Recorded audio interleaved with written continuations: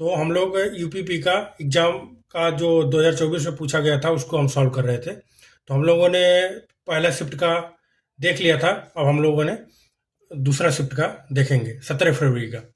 देखिए, यदि 851 रुपये को 1/2 अनुपात 2/3 अनुपात 3/4 अनुपात में 3 भागों में विभाजित किया जाता है तो पहला भाग। देखिए सिंपल, इसको क्या लिख लेंगे, 1/2, 2/3 और 3/4। देखिए अभी क्या है, रेशियो को फ्रैक्शन में दिया है। इसको फ्रैक्शन को हटाने के लिए मैं इन तीनों का एलसीएम लेके इस तीनों में गुणा कर दूं तो मेरा फ्रैक्शन हट जाएगा सिंपल रेशियो को। यानी कि 2 और 3 का क्या है, 12 एलसीएम आ जाएगा। 12 से मैं गुणा कर दूंगा तो इधर कितना आ जाएगा, 12 से गुणा करेंगे 1/2, 6 आ जाएगा। इधर 3 चौको 12, 4 दूनी 8 या 4 तिहाई 12, 1 9। तो यानी कि यही चीज अभी इस तरह से आप लिख सकते हो, 6:8:9 में विभाजित किया जाता है। तो यानी कि अगर मैं 8 6 14 अगर तीनों को जोड़ूं तो कितना आ जाएगा मेरा, 14 14 6 6 14 9 23। यानी कि अगर 23 रुपये होता तो पहले को कितना मिलता, 6 रुपये मिलता। दूसरे को कितना मिलता, 8 रुपये मिलता। तीसरे को कितना मिलता, 9 रुपये मिलता। लेकिन 23 नहीं है, कितना दिया है, 851 रुपये दिया है। ठीक है, अब इसको मैं डिवाइड करूंगा तो कितने, इसको भाग दे देंगे 23 से तो आपका कितना आ जाएगा, भाग देंगे तो आपका आ जाएगा, मान लीजिए 3 बार जाएगा तो 3 बार जाएगा तो आपका 3 और फिर 37, यानी कि इसका भाग देंगे तो कितना आ जाएगा, 37 आ जाएगा। ठीक है, आप लोग भाग करके देख लेना। यानी कि जब 23 की वैल्यू इतनी है तो इसको 23 से भाग दे देंगे तो 1 की वैल्यू कितनी आ जाएगी, 37 आ जाएगी। यानी कि 1 की जो वैल्यू है वो 37 आ गई तो पहले की वैल्यू कितनी है, 6। यानी कि 6 की वैल्यू जो हो जाएगी 37 गुणे 6, यानी कि 6 7 42 और 6 3 18, 18 4 22, यानी कि 222 रुपये। समझ गए होंगे, सिंपल सा कैलकुलेशन है। बस यहाँ पर क्या था कि रेशियो का कन्वर्जन आप सीख ले जाओगे तो इसका आप कैलकुलेशन तो आसानी से कर ले जाओगे। ठीक है, चलिए इसी तरीके से अगला क्वेश्चन देखिए क्या है, ये परसेंटेज का क्वेश्चन है। ठीक है, और मैं आप लोगों को टाइम एंड वर्क एक टॉपिक वाइज पढ़ा रहा हूँ, उसमें भी आप लोग जाके देखेंगे। तो अभी मैंने टाइम एंड वर्क पढ़ा है, आगे ऐसे ऐसे सारे टॉपिक को कवर करूंगा। ठीक है, देखिए 10% लोगों की मृत्यु हो गई, इसके कारण शेष लोगों में से 25 गांव छोड़कर चले गए। फिर संख्या कितनी घट कर रह गई, 2025 रह गई। तो गांव में मूलतः, यानी कि अगर मैं मान लूं गांव की जनसंख्या, कुल जनसंख्या कितनी, मूल जनसंख्या कितनी है, मान लीजिए 100 है, तो उसमें से कितने लोग, 10% लोगों की क्या हो गई है, मृत्यु। यानी कि 10 लोगों की क्या हो गई, मृत्यु हो गई। तो बचे कितने लोग, 90। ठीक है, 90 लोग बच गए। अब कह रहा है कि शेष लोगों में से 25, यानी कि अब इसमें भी 25% और 75%। 25% जो लोग हैं वो क्या, गांव छोड़कर चले गए। यानी कि 90 का 25 निकाल लेंगे, 25%, 90 का 25% निकालेंगे तो आपका कितना आएगा, 22.5। यानी कि किसी भी चीज का परसेंटेज निकालने के लिए आप उस चीज से गुणा करके 100 से भाग दे दोगे तो आपका यही आपका आंसर जो आएगा वही उसकी वैल्यू हो जाएगी। यानी कि 22.5 लोग क्या हो रहे हैं, गांव छोड़कर चले जा रहे हैं। तो बचेंगे कितना, यानी कि 90 में से 22.5 घटाएंगे तो कितना आएगा, 67.5। यानी कि 67.5 लोग क्या है, रह गई है जनसंख्या। इतने लोगों की मृत्यु हो गई है, इतने लोग गांव छोड़ के चले गए हैं, तो बचे इतने। यानी इसी की जो वैल्यू दी गई है वो क्या दी गई, 2025 दी गई है। बात समझ रहे हैं, तो यानी कि तब एक की वैल्यू क्या हो जाएगी, 2025 भागे 67.5। तो क्या आ जाएगा आपका, 6 18 और 7 21। तो यानी कि इसके 3 गुना, यानी कि 30 भाग देंगे तो कितना आ जाएगा, 30 आ जाएगा। तो यानी कि एक की जो वैल्यू है वो 30 आ गई है। तो आपकी क्या मूल जनसंख्या कितनी है, 100। तो यानी कि 100 की जो वैल्यू क्या आ जाएगी, 30 गुणे 100 यानी कि 3000। समझ गए, यही आपका आंसर है। चलिए इसी तरीके से अगला क्वेश्चन देखते हैं। देखिए क्या है कि आपका नंबर सिस्टम का है, यूनिट डिजिट निकालना है। यानी कि देखिए ऐसे ऐसे आपको बड़े बड़े कैलकुलेशन मिलेंगे, तो आपको देखिए कैलकुलेट इतने बड़े बड़े गुणा से आपको देख के घबराना नहीं है। केवल क्या करना है, यूनिट लास्ट की डिजिट को आपको उठाना है और बिना लिखे उसको कैलकुलेशन गुणा कर देना है, और जो गुणे में जो यूनिट डिजिट आए उसी से मल्टीप्लाई करते चले जाना, आपका आंसर आ जाएगा। जैसे 2 लास्ट में क्या है इसका 2, इसके लास्ट में क्या है 8, इसके 2 लास्ट में क्या है 9, इसके लास्ट में क्या है 4।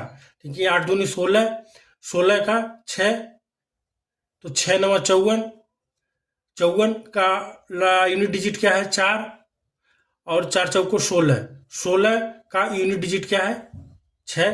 तो यही आपका इकाई का अंक हो गया। समझ गए होंगे कि आपको क्या है, लास्ट की यूनिट डिजिट को क्या करना है, गुणा करते हुए आंसर आपको निकाल लेना सेकंड में। ठीक है, चलिए अब देखिए ये क्या है, सिंप्लीफाई करना है। बहुत सिंपल सा है, क्या करना है, बोडोमॉस पे, ये तो बहुत सिंपल है। कई बार बोडोमॉस का कॉम्प्लिकेटेड क्वेश्चन आ जाता है, उसको भी आप बोडोमॉस से आसानी से सॉल्व कर लेंगे। यानी कि 4/12, 3/2, इसको मैं अगर गुणा करूं तो इस तरह लिख दूंगा 8/4, भागे नहीं है, माइनस है, प्लस का 4। यानी कि इसको सॉल्व करें तो 12 से कट जाएगा, इसको सॉल्व करेंगे तो 1 आ जाएगा, इसको यहाँ से घटा लेंगे तो क्या आ जाएगा 1 माइनस का 8, यानी क्या आ जाएगा माइनस का 7। यही आपका आंसर है। ठीक है, करके देख लेंगे आप लोग। देखिए ये एवरेज का क्वेश्चन है। 11 परिणामों का औसत कितना है 50 है, यानी कि कितना 11 × 55 550 है। और 6 परिणामों का औसत कितना है 6 × 51, यानी कि 6 × 5 = 30, और 6 × 1 = 6, 306। और अगले 6 का तो यानी कि 6 × 59 है, 6 9 54 को 4, 6 × 5 = 30, 354। यानी कि इसको जोड़ देंगे और 11 वाले को, यहाँ पर कितना हो गया 12 का औसत आ गया। अब आपका कितना है, ये 11 का है, यानी कि इसमें से घटा लेंगे तो जो कॉमन वाली संख्या है उसका औसत आपको आ जाएगा। तो 0 5, यहाँ से ये 6 आ जाएगा, 6 4 10, 5 1 6 और 6, 660 में से 550 घटा लेंगे, क्योंकि ये वाली संख्या इसमें से घटा लेंगे तो आपका कितना आ जाएगा 110। यानी कि यही छठा का परिणाम यही है 110। समझ गए। अब देखिए ये दीप्तेश और तुषार अलग अलग किसी कार्य को करने में 9 दिन और 12 दिन में पूरा कर सकते हैं। दीप्तेश कार्य को प्रारंभ करके यदि बारी बारी से करें, 1 दिन करते हैं तो काम कितने दिन में। देखिए मैंने आप लोगों को टाइम एंड वर्क में बारी बारी वाले कॉन्सेप्ट सिखाया है, वहां से आप जाकर और बारी बारी वाले कॉन्सेप्ट को, बहुत छोटी सी वीडियो उसको देखेंगे, सारा क्वेश्चन आपका सॉल्व हो जाएगा। यानी कि दीप्तेश है और कौन है तुषार है। दीप्तेश कितना 9 दिन, तुषार कितना 12 दिन। कितना इसका एलसीएम लेंगे तो कितना आ जाएगा 36, यानी 9 चौको 36 और 12 3 36। ठीक है, यानी कि ये क्या आया, ये वर्क इफिशियंसी, ये इसकी वर्क इफिशियंसी। मैंने आप लोगों को टाइम एंड वर्क में अच्छे से सिखा रखा है कि 3 कहाँ से आता है और 4 कहाँ से आएगा, ये क्या होता है। यानी कि कौन शुरू किया है दीप्तेश, यानी कि 1 दिन का दीप्तेश का काम कितना है 4 दिन। पहले दीप्तेश करेगा, फिर अगले दिन तुषार करेगा, कितना काम करेगा 3 काम करेगा। यानी कि 2 दिन का उन लोगों का काम क्या है D + T, यानी कि दीप्तेश और तुषार का कितना है 7। अब मैंने आप लोगों को क्या बताया था कि कभी भी ऐसा क्वेश्चन आए तो आपको क्या करना है कि गुणा करके इसके नियर अबाउट तक जाना है आपको। यानी कि अगर मैं 5 से गुणा कर दूं तो कितना आ जाएगा 35, इधर भी 5 से गुणा कर दूंगा तो कितना आ जाएगा 10। यानी कि 10 दिन में एक एक पे एक मतलब ये बारी बारी बारी से करें, 10 दिन करेंगे, कितना काम खत्म हो जाएगा? 35। अब बारी किसकी है? दीप्तेश की।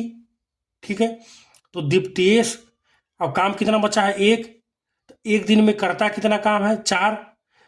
यानी कि अगर एक काम को 4 से भाग देंगे तो एक दिन का काम आ जाएगा।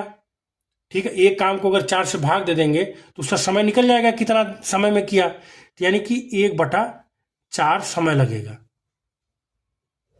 1/4 दिन लगेंगे दीप्तेश को एक काम करने में। तो यानी कि पूरा काम कितना हो गया? 10 प्लस 1/4 दिन। तो यानी कि इसको भी ऐसे भी लिख सकते हो, 10 सही 1/4। यानी कि अब देखेंगे आंसर में, यानी कि आंसर में तो इस तरह से कोई ऑप्शन है नहीं। तब आपको क्या करना है? 10 चौको 40, 41। यानी कि इस तरह से चेक कर लेंगे तो 41/4 ये आपका ऑप्शन में है, तो यही आपका आंसर हो जाएगा।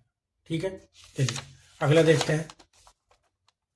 देखिए ये क्या है? प्रॉफिट एंड लॉस के क्वेश्चन है।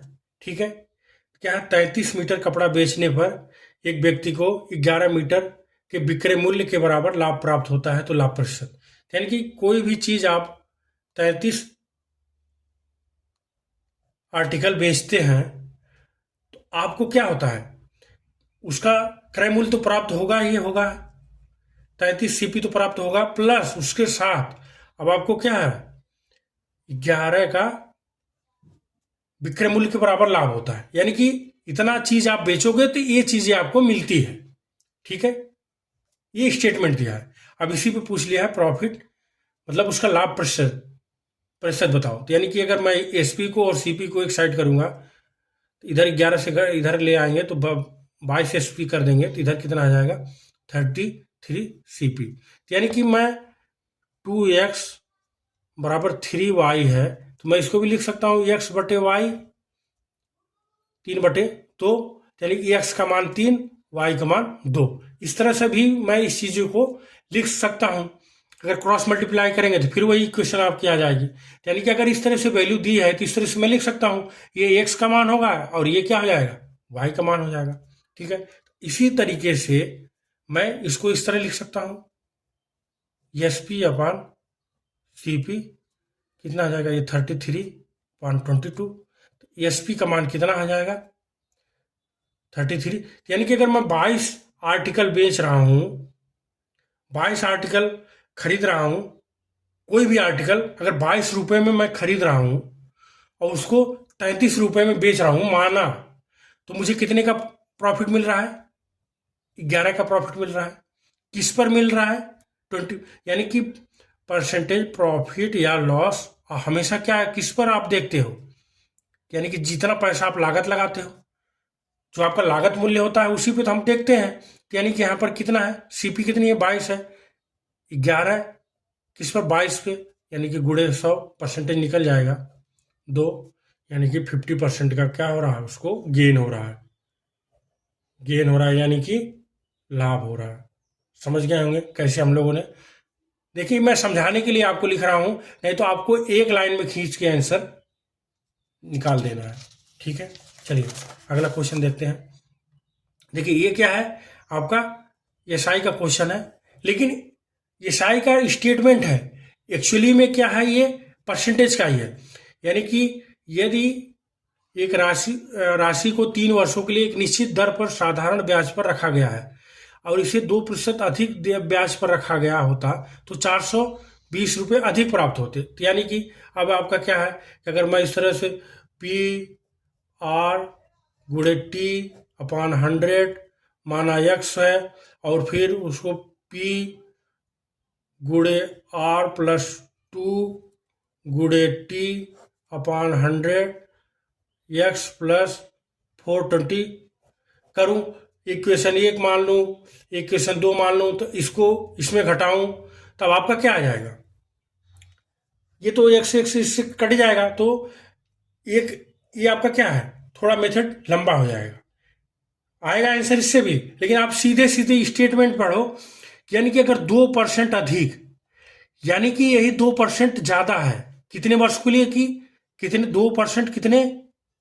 3 वर्षों के लिए। यानी कि एक्चुअल में देखा जाए तो 6% की तो वैल्यू बढ़ रही है, ठीक है, 6% तो बढ़ रहा है।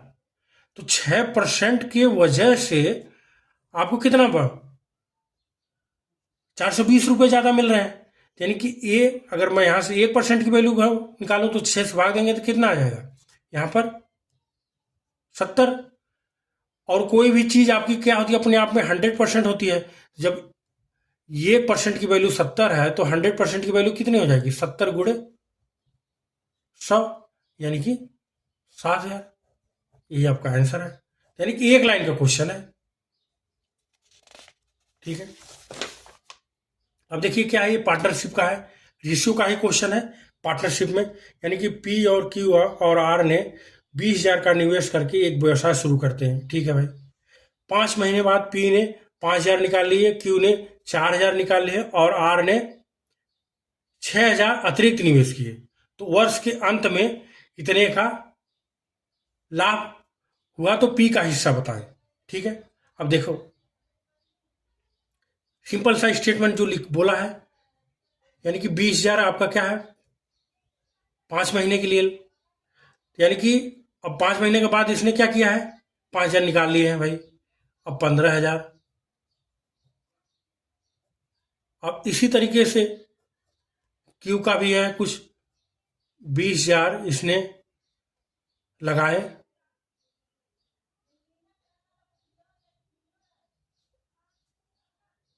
लगाए इसने कितने 5 महीने के लिए और इसने 4,000 निकाल लिए, ठीक है। अब आर है, आर ने क्या किया है 6,000 और इन्वेस्ट किए हैं, यानी कि 26,000 हो गया इसका 7 महीने के लिए। यानी कि अगर मैं 3 जीरो से सारे को कट कर दूं, रेशियो है तो मैं हटा सकता हूं, कोई दिक्कत नहीं है आपको। यानी कि क्या हो जाएगा 20 पाँचे 100, 15 साते 105, ठीक है। और 20 पाँचे 100 प्लस 16 साते 112, और क्या हो जाएगा 20 पाँचे 100 और 26 छः का 6 साते 42 के 2, 6 7 14, 4 18 182, ठीक है। इसको मैं क्या लिख सकता हूँ 205, इसको क्या लिख सकता हूँ 212, इसको लिख सकता हूँ 282। यानी कि अगर मैं इसको जोड़ूं तो कितना हो जाएगा 2 2 4 1 9, 8 1 9, 2 2 4 2 6। यानी कि अगर 699 रुपये का अगर प्रॉफिट होता तो पी को कितना मिलता 205 रुपये मिलता, क्यू को कितना मिलता 212 मिलता, और आर को कितना मिलता 282 मिलता। लेकिन 699 नहीं है, कितना है 34,950, ठीक है। यानी कि इसके कितने गुना है 6 पाँचे यानी कि 50 गुने हैं। यानी देख लो भाग करके देख लेंगे, यानी कि 6 पाँचे 30 और 9 पचे 45, 9 पचे 45, ठीक है। 9 पचे 45 सॉल्व करेंगे तो इतना आपका आएगा 50 गुने। यानी कि अगर इसके 50 गुने हैं तो ये भी इसके 50 गुने होगा। यानी कि 5 चौक को 20, सॉरी 5 जिने 0, 25 के 5, और 5 जिने 0 और 2 5, 5 दूनी 10 और 1 0 यहाँ पे निकाल देंगे। यानी कि 10,250 रुपये किसका हिस्सा बनेगा पी का। तो आप कैलकुलेशन को देख लेंगे, कैलकुलेशन आपका सिंपल है। कैलकुलेशन में ही जो आपको टाइम लगेगा, बाकी कॉन्सेप्ट में कोई दिक्कत नहीं है, क्योंकि जिस रेशियो में इनका पैसा लगेगा, पूंजी लगेगी, उसी रेशियो में इनको क्या करना है प्रॉफिट मिलनी है, ठीक है। चलिए अगला क्वेश्चन देख लेते हैं। देखिए क्या है 14 10 6 2 का 14वां भाग। यानी कि मैंने आप लोगों को बताया था कि ये एपी है, इसको सिंपल सा एक फार्मूला लगाना है n-1 इंटू डी। तो डी बराबर कितना है यहाँ पर आपका डी क्या है माइनस का 4 है, और एन क्या है एन बराबर कितना है 14 है, और टी एनवा पद निकालना है तो ए बराबर 14 और प्लस 14 माइनस 1, डी कितना आ जाएगा -4 है। तो यानी कि 14 प्लस 13 गुणे माइनस 4 है, तो 13 चौको 52, 52 में से 4 निकालेंगे तो माइनस का 38 आ जाएगा। यही आपका आंसर है। ठीक है, देखिए त्रिभुजाकार खेत की आधार उसकी ऊंचाई का 3 गुना है, यानी कि ऊंचाई अगर h है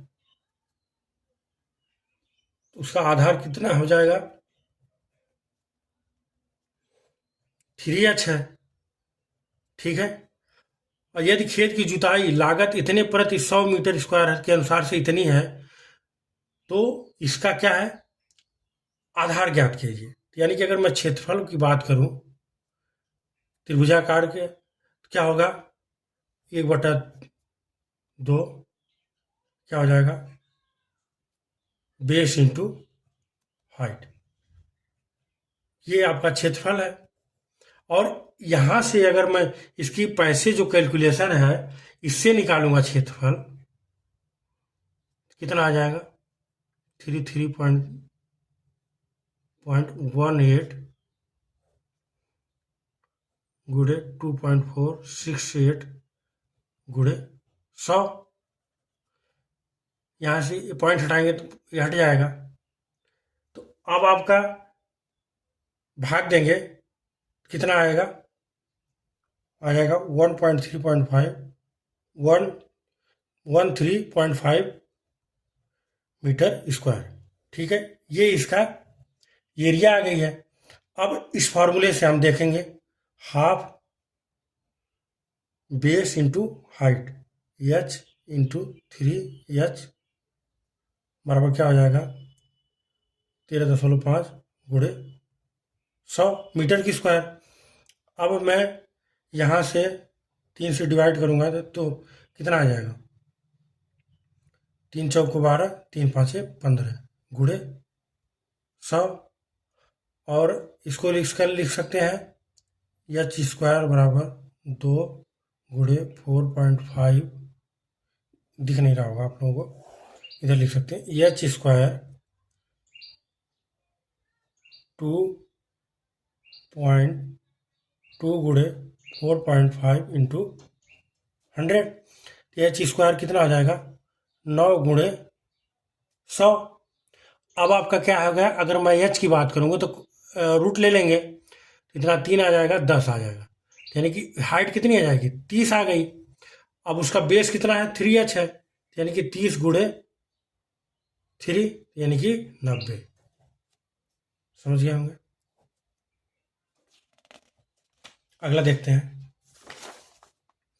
देखिए 20 किलोमीटर प्रति घंटे की गति से बंधन दौड़ता है, उसे 500 मीटर की दूरी तय करने में कितना मिनट का समय लगेगा। तो यानी कि अब देखिए यहाँ पर मीटर है, अब इसको किलोमीटर प्रति सेकंड में है, किलोमीटर प्रति आवर में है, यानी कि इसको मीटर प्रति सेकंड में चेंज करने के लिए मैं क्या करूँगा, 5/18 से गुणा कर दूंगा, कितना आ जाएगा, ये 10, और ये कितना हो जाएगा 10, यानी कि इसको भी इस तरह भी लिख सकता हूँ 50/9 मीटर प्रति सेकंड।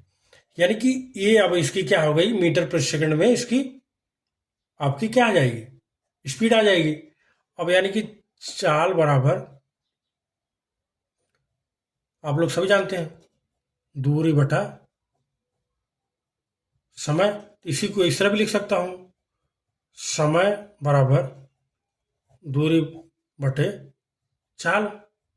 ठीक है, तो अब आप क्या करोगे, 500 को 50/9, यानी कि यहाँ से भाग देंगे तो 10 बार, यानी कि 90 सेकंड का समय लगेगा।